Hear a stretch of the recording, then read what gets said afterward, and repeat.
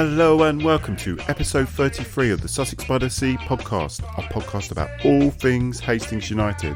I'm your host Chris Laverick, and on today's show we have Ramsgate boss Matt Longhurst talking developments both on and off the pitch at the Southwood Stadium, and a whole lot more before our big clash on Saturday. Also on the show, we know he's hard to kill. The Seagull is well and truly landed and is giving us regular updates from the women's camp after yet another dominant display, this time against Meridian, with pre- and post-match insights from Billy Wood. And in a segment I hope Dick Langford would be here, I plug WhiteHawk The Musical shamelessly for him. Get well soon, Dick. And if that wasn't enough, the boy toys Robbie Clifford and George Gasson join me for the roundtable.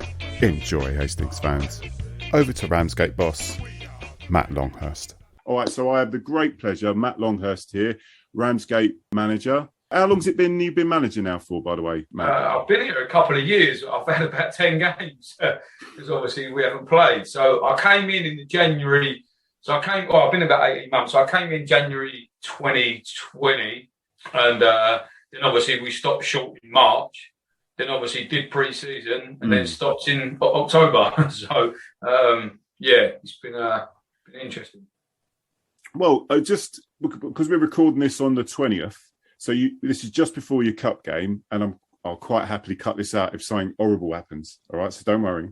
But you got Holland and when I saw it, I had a look. I thought it was Holland and Barrett, but Holland and Blair. That is a banana skin.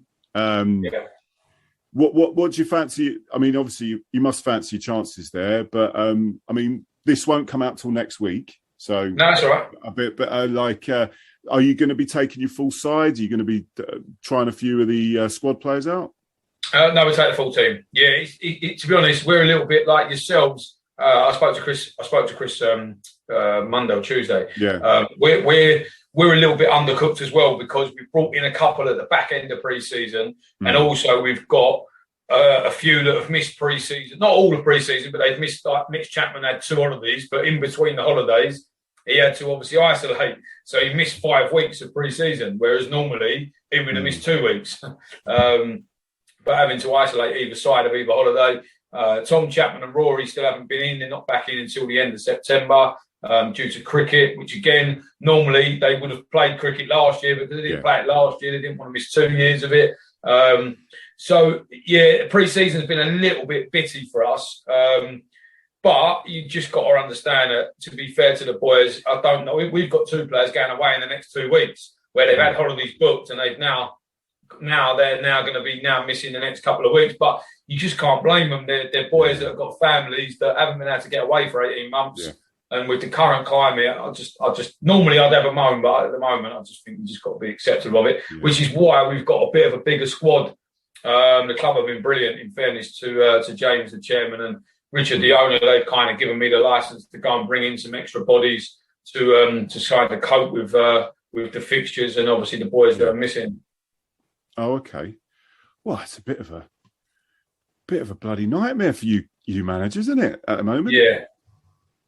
Yeah, I mean, because I've chatted a little bit with Chris and that, who has got, said kind words about yourself as well, because I was asking a few people about, I mean, that's probably what I wanted to kind of move on to. I mean, in terms of the way your style of football, and what, I mean, you haven't had, as you say, you've only had 8 games, but from what I've heard from various people is that you like a high tempo game. You're a believer in youth. You're a sort of high energy game. Would that be?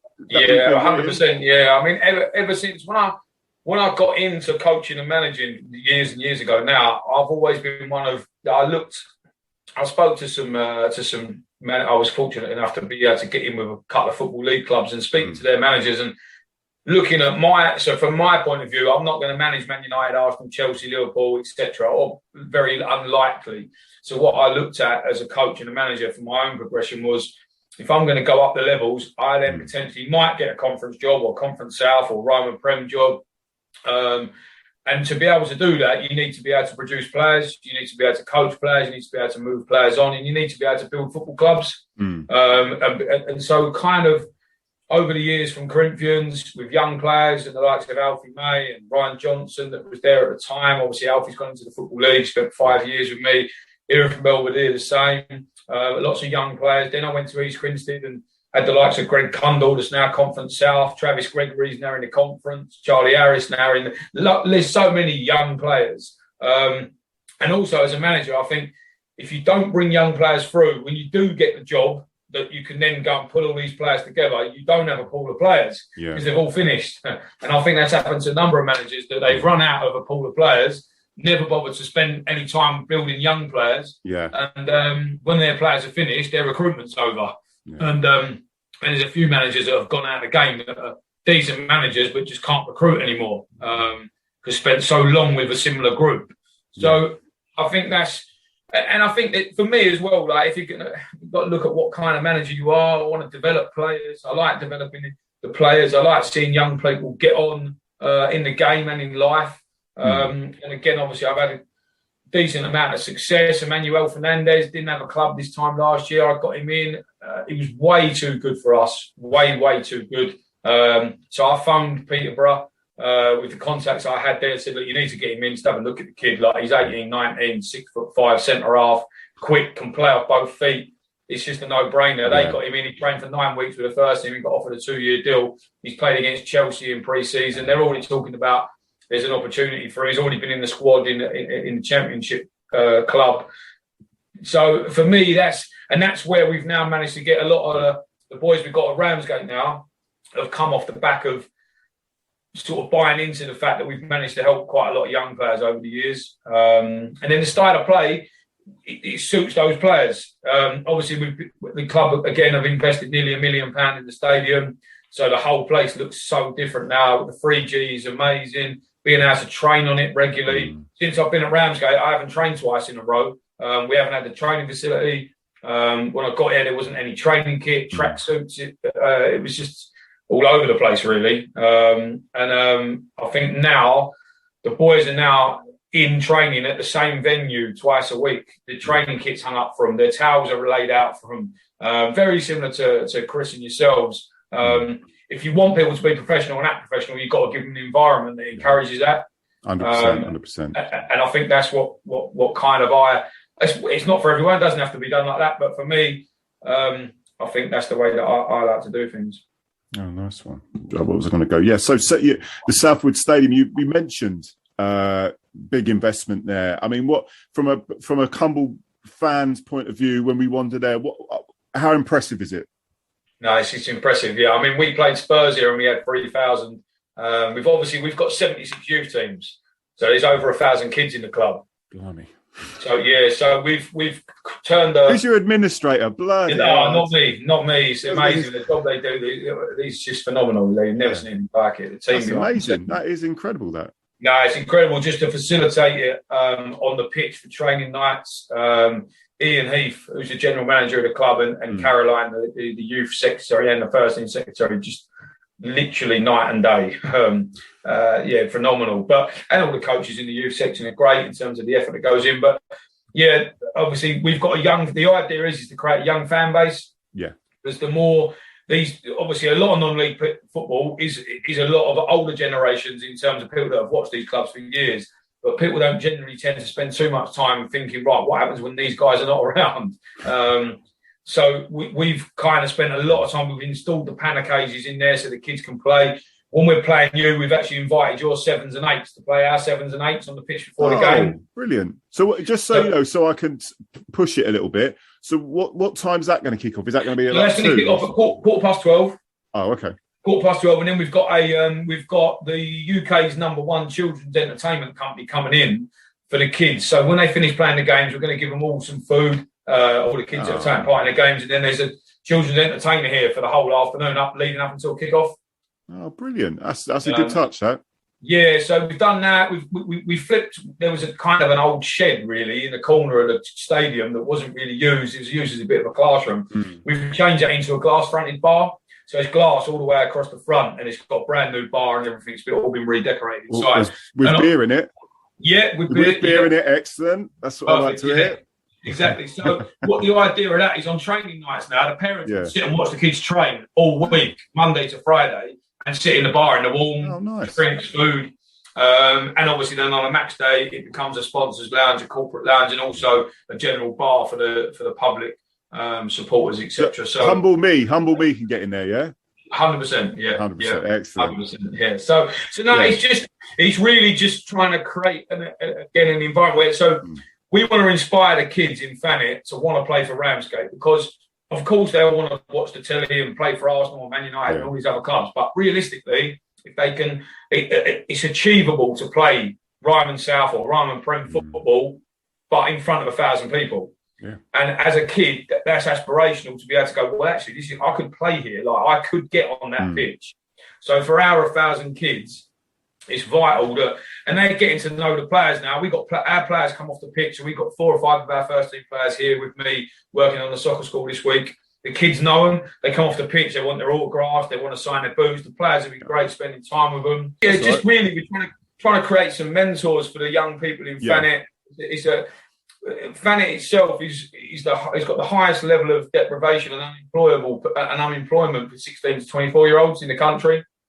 So it's just really trying to aspire these people that they can. And then there's other jobs. They don't have to play for the team. They can work on the turnstiles. They can do the programs. They can run the social media, work in the bar.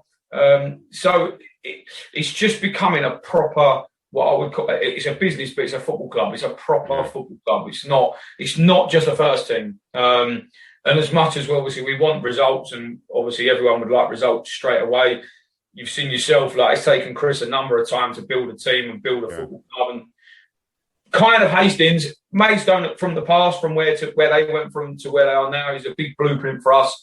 The style of football and the kind of the youth. Obviously, I think during pre-season you had 12 of your homegrown players in the first team squad, and I think that takes time. But Chris has been there 4 or 5 years now. And obviously, ultimately, you probably would have got promoted had it not been for COVID. Yeah. Certainly not last year, because you can't really say, but the year before was about that. But I think we've kind of looked at, and also we've looked at the way that he's set the team up with Craig and Gary as a centre halves, Pope through the middle, which gives you a bit of stability and experience. Obviously, Sammy Adams and Jack Dixon in midfield, and then you've obviously got a lot of the youngsters around that. So we've kind of looked at a similar kind of model, really. Yeah. So I was going to ask you, like, from our point of view, when we come along, who is going to give us nightmares? Hopefully all of them. But there's a few, mate, to be fair. Jordan Chidozie is a very, very talented centre forward. Joshua Jay is a big threat. But we've got some talented young players, a bit like yourself. But we play you very early. I would have liked this game, as much as I'm looking forward to it. I would have liked this game in 6 weeks' time, because I think it would have been a really, really. I still think it'll be a good game, but I think in 6 weeks when we're both going, I think it would have been a really, with you really on that. Game. We're both a bit undercooked at the moment, so 100%. Yeah, no, I mean, well, obviously, I want Hastings to win, but you do it from what you've been saying and what I've been checking out. Like, Ramsgate are doing everything the right way, particularly like around like making the club a proper community club, and not the fake word community, but you're actually doing it the right way. So I mean, that leads to long-term success. No matter what result you get against us, I mean, you're doing all the right things there. I mean, where do you see, I know it's difficult to say that now, but where do you see yourself this season? Where do you think you're going to be fighting for the playoff spots and top side, or I know you're going to play it down, obviously, like everyone does. But look, to be honest, we just got to keep some stability on the pitch. The club over the last 10 years has changed the owner, I think, 6 times, or the chairman 6 times, not the owner. I think we've changed the manager 8 times or 7 times in that period. I think just needs some stability. Like I say, since I've been here, we ain't played 10 games in a row. So I think it'd just be nice to keep a continuous group of players together, work on the training ground on a regular basis. At my previous clubs where we've had success, you've got to be somewhere 3-4 years to actually see it come to fruition. It can't be built overnight. You can't build football clubs on the sand. It never works. It don't work at any level. So I just think for us, we haven't really set any real stipulations to the players, because the players have played 1 game together and that's it. that's the first game of the season. They ain't even played one pre-season game together. So I think in 10, 12 games, we'll start to get an idea of where the league's at and then where we're at as well, because they've got to bed in. Like already this week in training, we look way in front of where we were a week ago. And in 6 weeks, we'll be way in front of where we were. But I think we want to be in the right end of the table. But there's another 20 managers that want to do the same, or 90 other managers that want to do the same. And there's quite a lot of clubs now, like Tommy Worrell, like Ashford's been there a long time. Chris has obviously been there a long time. Ross, although he's only just gone in at WhiteHawk, knows a lot of them players. He's brought a lot of the Lewis squad over there that they hadn't got promoted with. Kevin Watson at Cray Valley's had them together for a long time now, been there 5-6 years. Mickey Collins has been at Seven Oaks for 5 or 6 years. So, and that's just off the top of my head. So, Burgess Hill, Jay's been there 2 or 3 years now. Hayward Heath, Sean's been there for 10 years across 2 periods. So, you've got a lot of stability at a lot of the clubs with a similar group of players. So, I think having not played for a period of time, I think it's quite difficult to say it. But I think you can pick the top 4 or 5 teams based on that, based like yourselves, Cray Valley, WhiteHawk, Seven Oaks, Herne Bay as well. Ben's been there 3-4 years now with a similar group. Good side, good side, and that's not a surprise. And I think people, I never talk about people's budgets and stuff because I just think it's irrelevant. Like people that go, oh yeah, but they got this, they got that. No one really knows. It's just all hearsay. And I think for me, if a manager can get certain players to play for them at a certain club, regardless of how they get them there, if they stay there for a period of time, they obviously enjoy it. The likes of Zach Anter and that, they could go loads of different places, but they don't. They stay playing for Ben at Herne Bay, and fair play to him. And the same with Chris. You know what I mean? You've got players that play there. So I think the league, I think in 10 games you'll get a little bit of an idea, but I think normally you'd say 10 games. This year you might say 15. Because there's a lot of players in our league that ain't played any football for 18 months. So, I think, but for us, it's continuity. That's the key. It's not where do we finish? Can we drive? I think it's more, this group of players needs to be together at the end of the season. And if it is, I'm confident we'll be in the right position in the league. Very good luck to you. And obviously, good luck tomorrow in the Cup. And I will look forward to coming along on the Saturday, experiencing the Southwood Stadium. Obviously, there's places to go for a beer, so I'm happy. But no, absolute pleasure, Matt, and all the best for the season as well. No, great stuff. No worries, thanks, mate. Matt. Thanks for your time. Mate. Here's Ry Segal getting the thoughts of Billy Wood pre and post match after yet another great display, this time against Meridian. It is pre-match before the opening day of the season when Hastings United women take on Meridian, and I'm here, as always, with the wonderful Billy Wood. So, Billy, what is the atmosphere like amongst the players and the staff ahead of the league opener today? I think everyone's excited to get started. I think the trick is going from pre-season to competitive football and making sure the girls are prepared for that. And I think we've done the nice little touches that make sure that they're ready to fire today. No excuses. I think our ambitions are clear for everyone. We want to be challenging in this league. We want to be up there at the end of the season, and the best way to do that is to get off to a winning start today against Meridian, a team that we don't really know much about. Right, to be honest, we've had a little bit of inside knowledge, but not enough still. However, the excitement and the confidence within the squad at the moment is probably at an all-time high for the women's section. And we can take that into today and hopefully get a positive result.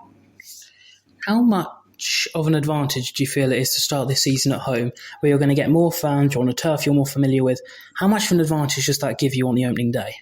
I think the pilot field is somewhere people either relish to come or absolutely fear to come.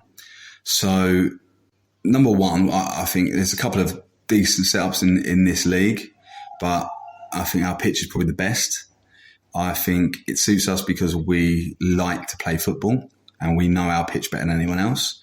I think having supporters here is massive, and I think having that regular support it's been brilliant for the club so far, and hopefully that'll probably go up and down throughout the years. I'm not throughout the season. I'm not expecting us to get 200-300 every game. We might get 50 today, might get 150 today. You just don't know. But what I do know is being at home is a massive advantage no matter what, especially for us youths. Thank you, Billy Wood. And so you've got a very strong team, a very good squad depth, and you've experimented with a number of different tactics in pre-season. So coming into this year, are you set in what you've got to do? Are you confident that if that doesn't work, you've got a plan B? How happy are you with what we've learned in pre-season ahead of this year? I think pre-season's been great in the sense that we tried 2 or 3 different things. We probably think 2 or 3 systems actually work. We've got the tactical nous in the team to change the system if we need to. The selection is the biggest headache because we have got a squad of 19 and you can only name in the league 16 players every game. So there's always going to be 3 disappointed. Now, there will be injuries, and there are. For example, Rosie and Dom both miss out today due to injury. But if you look at the starting 11 today, it's missing probably on our best player. Well, actually, I would say, in my opinion, top 3 players last season in Sophie Reid. She misses out today, basically because we don't think she's ready. She's still a hugely important player, both on and off the pitch for us. But that's the greatness of the squad depth. You say you can take that decision. When last season, I have to be frank, we were making decisions and patching people up and throwing them on the pitch 60% fit to get through games. We don't have to do that at the moment because we have that squad depth. And with that squad depth, let's just hope that we can deliver the results that everyone's gearing us up for. And that was Billy Wood. Oh, isn't he lovely? It is post-match after a resounding victory to start the season for the U's, and I'm, of course, with Billy Wood. Billy, coming out of that, how does it feel to start the season on such a high? It's great to win 10-0, but I'm not really on a high from that. I don't think that was any real challenge point for us as a team. And in fact, the bit I'm disappointed about is the fact that we sometimes stooped down and played at that level. So we let the game kind of just drop, really. So we didn't keep our standards for 90 minutes, which will be addressed and has been kind of already addressed with the girls. And that's got to improve for next week. We can't, whilst I understand that when you go 5-0, 6-0, 7-0, 8-0, it's hard to be concentrated throughout. And also kind of take your foot off, have wild shots and try things differently because the results in the bag. But we can't do that. If we want to be challenging up the top of the table, we've got to be more clinical. And I sound like I'm upset with a 10-0 win, but I'm not upset. It's just I think we can do better. And also, you managed to use all the squad today, all of the players and all the subs named. Yeah. How important do you think squad rotation was today and will be over the course of this season? I think most of the players can do the job that's asked of them, with Nicole being injured pretty early on. Loses a bit of our pace on that wing. I think Minnie Shepherd done incredible today. She really excelled when she came on. She didn't look out of place. She did the job both at left wing. And then when she went to left back later on in the game, I think she done fantastic there too. Just a very composed player, really. And I think she's going to be a big asset for us going forward. So, look, she started on the bench today. Sophie Reid came on, was fantastic for 45 minutes today. You know what you're going to get from Lauren Sharp. Completely steady, does exactly what she's told to do in her position and delivers. So we know it's there. Faye got on the score sheet today, and Holly, I think Holly's attitude in the team is fantastic. I think we forget that she's 16. I think we forget because she played such an integral role of last season. And this year it's going to be a bit tougher for her in the sense that there's more competition for places. But she came on today, composed, passed the ball well, looked after it. They never looked a threat in behind. And she plays centre-back today with Sophie. And so on that note, squad rotation is important, but also we've got to hit our stride and we've got to do better next week against Herne Bay. As we've alluded to in previous interviews, there isn't a whole lot to learn from victories like this. And I think given today's result, it's fair to say that the challenge of Herne Bay next week is going to be much larger. It's going to be a much more difficult game. So after a day like this to start the season, how important is it to get the players into that mindset of knowing that things are going to get much tougher, much quicker? I think the players will know what's expected of them. I think it's sometimes less is more. You don't need to just holler and holler and holler at these girls. They're an intelligent bunch of footballers, really.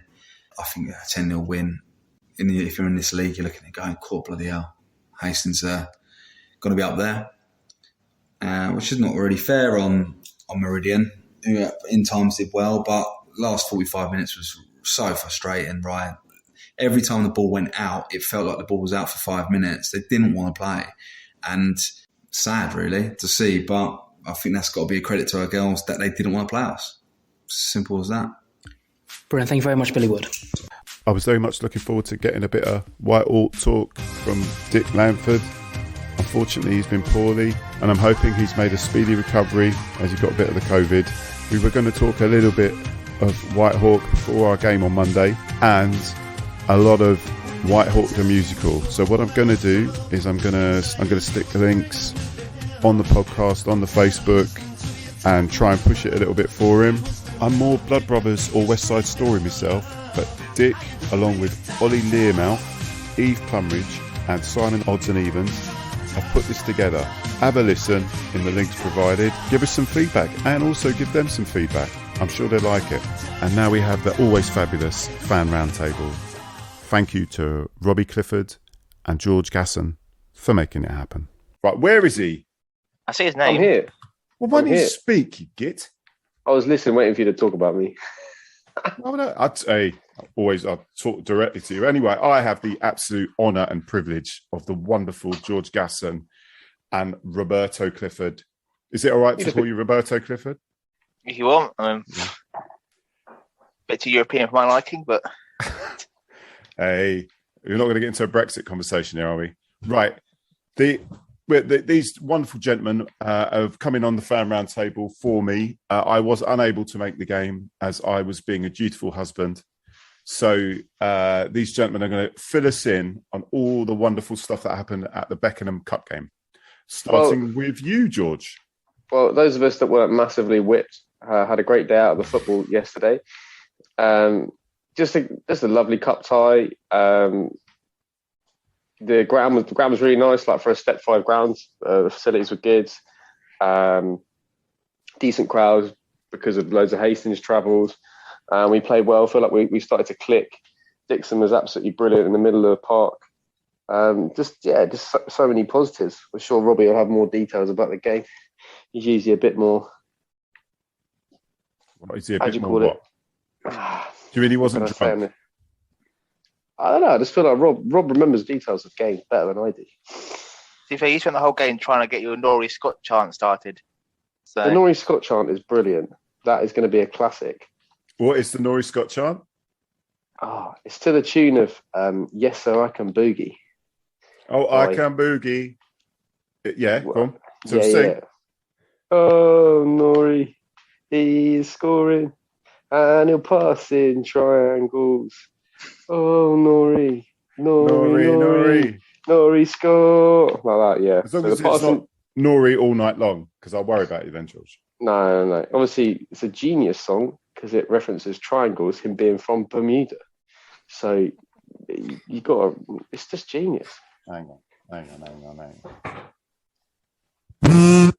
Hey. First time I've had in a while. Yeah. Oh, this level of songwriting. Yeah. Step 4. We wrote it outside a pub at London Bridge. You couldn't tell, really. You'd think, really, this took weeks, months to prepare. Yeah. But it was 2 minutes. We created 2 different chants. You wouldn't. You wouldn't think. The best tunes get made like that. The best tunes. I remember Albuquerque. You know that song, Hot Dog Jumping Frog? You remember that one? No, we're too young, mate. 80s tune, yeah. Hot Dog Jumping Frog, Albuquerque. Bloke writ it, as you said, he made loads of money. It was, I can't remember the band's name, but he made loads of money off it. And anyone that's old like me would remember it. And he wrote it on a bus ride. He was on a bus for about 6 stops. And he was looking out the window and he saw something about Albuquerque and he just wrote a load of old nonsense down. and made loads of money. So destiny awaits for you, George. Well, just a note to any potential listener: if you want details on the match, I would suggest reading Bob Quinn's match report, because we're going to talk shit for the duration of this roundtable, and it will provide you with no information about the game whatsoever.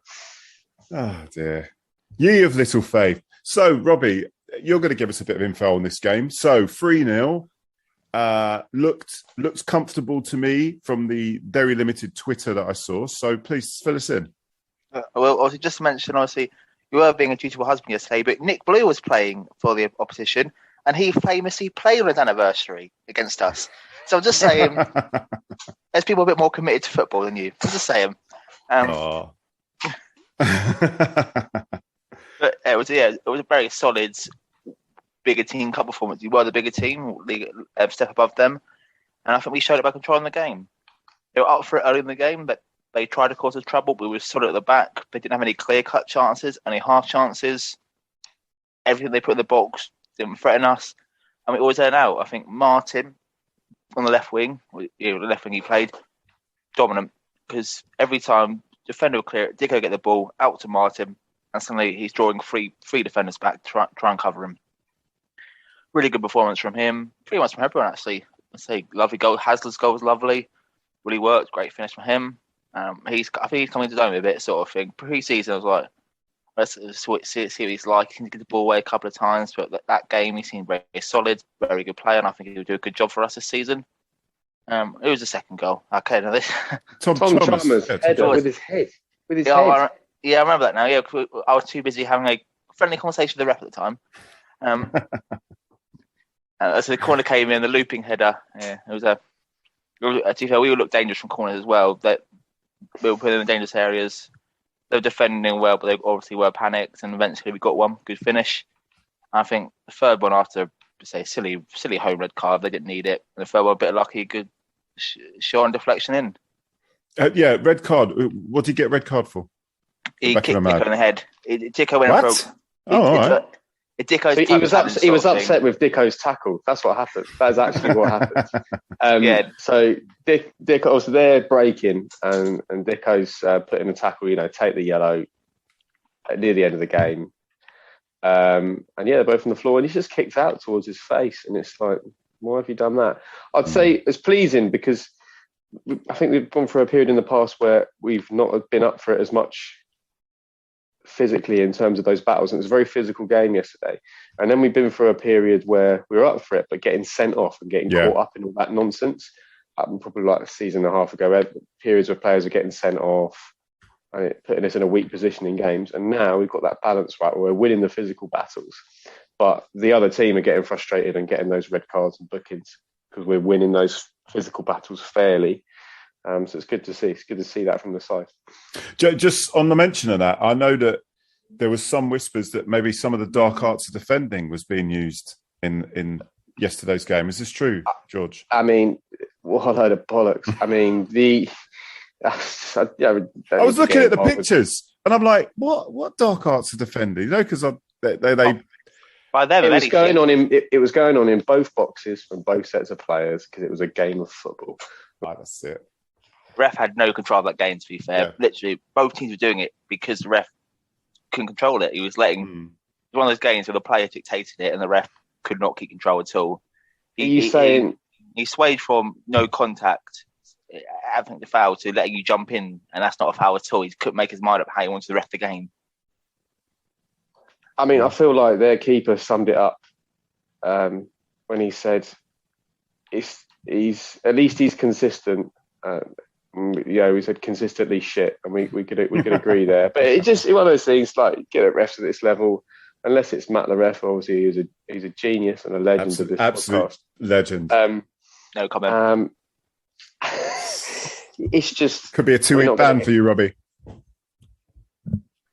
And it was just a weak ref, really.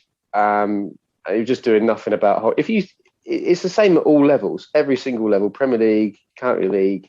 When there's that tussling in the box, you've either got to let it go or start booking people and giving penalties. saying nothing's happened, and then coming over and saying, I'm watching both of you, and then the same thing happens again. It's just tiresome. Just get on with the game. If you're going to allow it, just say, right, you can push each other as much as you like. I'm not going to do anything, rather than all this like pretending. It was fine. Their defenders were doing it. Our defenders were doing it. Both sets of attackers were doing it. Get over it. 3-0 to Hastings. Nice. Anything else to add to the game, Robbie? Yeah, I thought that's pretty much it. It was good to see that. I also had a good chat to some of the players after. Talked to Lloyd Dawes. He said he hopes to be back for Monday in the WhiteHawk game, actually. So, brilliant. That's a bit of good news on the horizon. We spoke to Worrell as well before the game. He seems to be doing well. Obviously, foot in a protective boot, but after his injury last week. But yeah, he's optimistic. What I was really happy about was that Ben Pope was playing, because I was sure he'd be out, because he did seem to be favouring. He did look injured last game, and did he last the 90 minutes? I believe he did, didn't he? Yeah, he did play. He played the whole game, and he was fantastic as well. I think Bob mentioned it in his report that his hold-up play against two defenders was absolutely magnificent. And when you've got players like Sam Adams, Tom Chalmers, Dave Martin, who are then in space because Pope's taking up two players, it's just brilliant to see. And yeah, he didn't get a goal. He had a couple of opportunities to score, but he was one of our most influential players yesterday, and I'm not sure it would have been so comfortable without him on the pitch. So great stuff. Yeah. Okay. All right, and guys, well, looking forward, this podcast is going to come out just before the Ramsgate game. So looking forward to Ramsgate. I've just finished talking with the Ramsgate manager, who's a very nice bloke. Lots of nice things he said about Hastings. What are we thinking here? It's quite early in the season, so I suppose it could be anyone's game. We've got to fancy our lot. You gentlemen have been to Ramsgate before, yeah? I've not. Or is it George? George has been there. I have a few times. They've got one of the best clubhouses in the league. It's known for Hastings fans not making it quite out to the side of the pitch because the clubhouse is so good. Great for a day out, Ramsgate. We usually take quite a few fans, so if it's people who don't often come away and fancy it as maybe a first away game, it's quite a good one. It's walkable from the train station as well. Nice part of the world. Their clubhouse is actually outside the ground, which is slightly odd, but you can still get there at half time. It's a good, nice ground, nice people. They're a club on the up as well. They did a lot. The club did a lot for charity during the time off from playing as well. So really, really quite a good club. They did. There was an event they did where they did like a virtual walk, like between all the grounds in the Isthmian League, and they supported not only their own local charity, but a local charity for each club in the Isthmian League. And donated money there as well. So yeah, top club, and they are on the up as well. So I think they'll be far more dangerous than they have been over the last couple of seasons. So not perhaps the 3-0 walkovers that we've had in previous years. So it could be a close one. Definitely worth going and supporting Hastings. They'll definitely need our support over the weekend because we've got 2 games in 48 hours. So let's go and make some noise. Yeah. No, I know Ramsgate got something special going on that day as well. They're doing, our under 8s, under 7s, under 10s, apparently. All of them are going over there doing like a big tournament, but they're also laying on loads of kiddie entertainment from midday.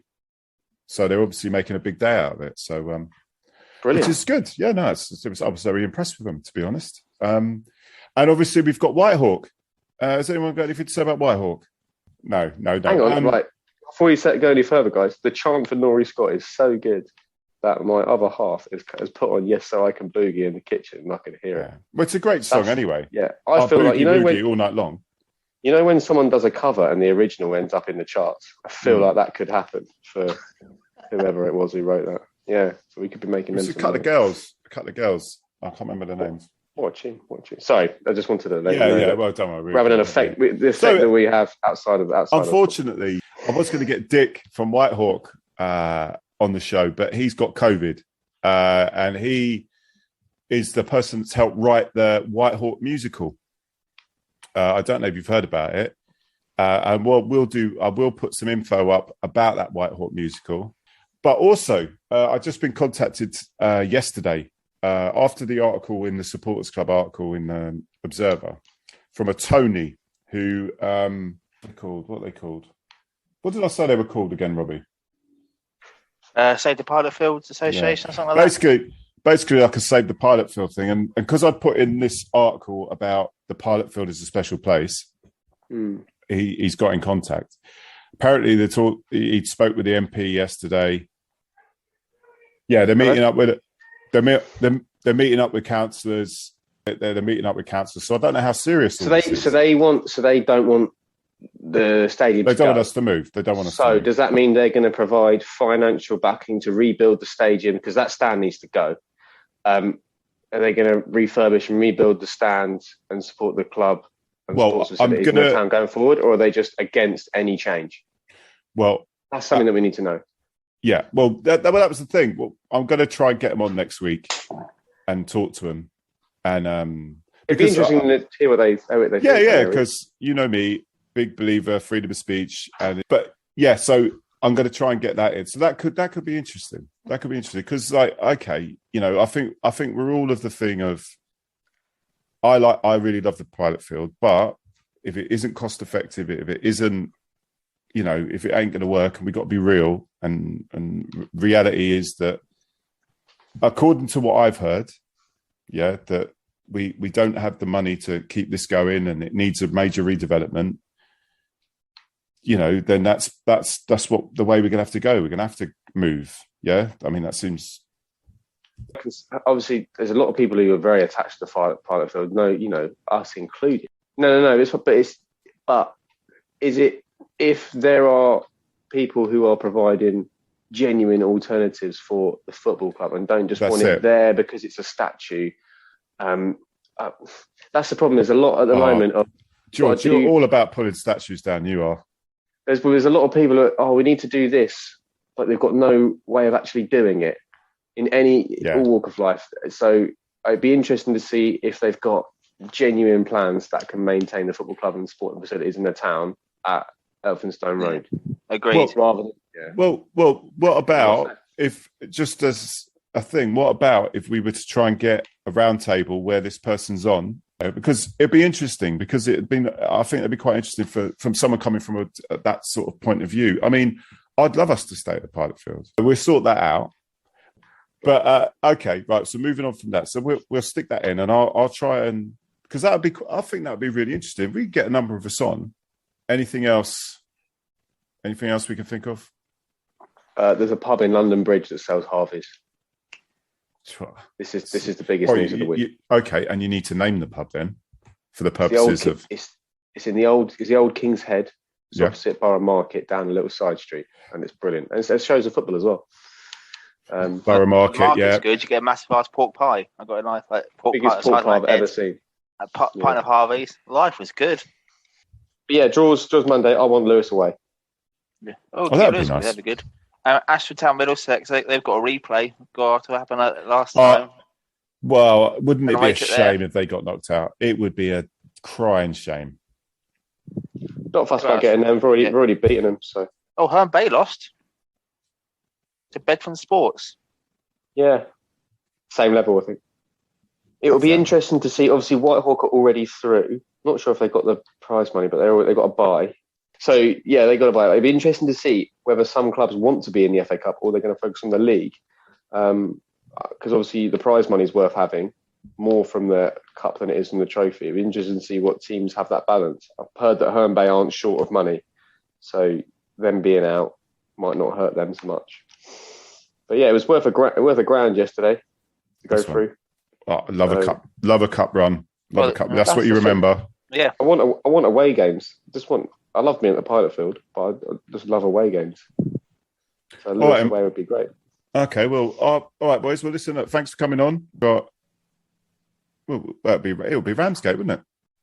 Yeah, so we're coming down from Leeds for Ramsgate, so we'll be down at the ground late. You get reduced or free entry or something. If it's free entry, NHS. Oh, do I? Look at his sheet up there. Yes. You just need to go on the website. You can. There are tickets already available for Ramsgate on their website. Going to go up Friday. It's already. You can already buy tickets in advance. So we can put Nice a one. link underneath the podcast on Twitter. Yeah, for the we'll do. So yeah, have a good Yeah. week. Fellas, see you at See you Ramsgate, guys. yeah? Well, that's it for another week, Hastings fans. It's a bumper bank holiday weekend of football against some top sides. Remember, as I say every week, if you want to get involved with the show or if you just want to leave some feedback, our email is hufcpod@gmail.com or on the Twitter @HUFCpodcast. We also have a YouTube channel that's full of separate interviews as well as all the episodes. And if you can, give it a like, comment or share. But please subscribe. All that's left for me to say is, I've been your host, Chris Laverick. Hope you have a good week and see you at the game.